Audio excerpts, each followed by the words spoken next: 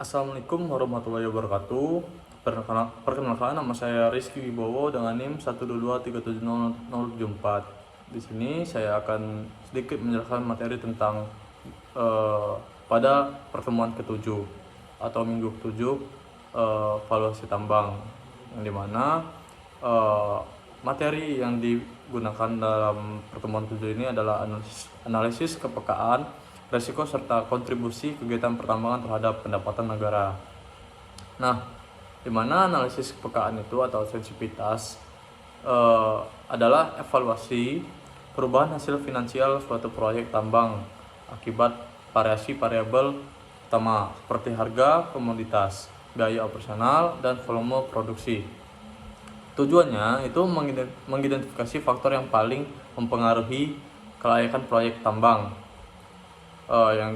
dan penyusun strategi mitigasi risiko terhadap fluktuasi variabel ekonomi, variabel utama yang dianalisis. Yang pertama itu harga komoditas itu sendiri, yaitu pengaruh kenaikan atau penurunan harga mineral atau batu bara di pasar global. Yang kedua itu volume produksi, yang dimana variasi hasil tambang akibat kondisi cadangan atau efisiensi operasi. Yang ketiga ada biaya operasional atau OPEX, yang dimana perubahan dalam biaya seperti bahan bakar, peralatan, atau tenaga kerja. Yang keempat itu kualitas cadangan. Kualitas cadangan ini itu ada dampak perubahan kadar mineral terhadap hasil produksi, dan metode dalam materi kali ini itu ada pertama single variable sensitivity, itu ada uji perubahan satu variabel sementara variabel lain tetap konstan. Yang kedua itu ada skenario analisis, itu ada kombinasi perubahan beberapa variabel dalam skenario optimis, moderat, dan pesimis. Yang ketiga itu ada tornado diagram, di mana visualisasi dampak relatif dan masing-masing variabel pada hasil keuangan proyek. Dan yang kedua itu ada analisis risiko dalam kegiatan pertambangan. Itu ada proses identifikasi, penilaian, dan mitigasi faktor-faktor yang dapat mengancam keberhasilan proyek tambang. Itu ada kategori risikonya. Yang pertama itu risiko ekonomi, yang kedua itu risiko operasional, yang ketiga itu ada risiko lingkungan dan sosial, yang keempat itu ada risiko regulasi.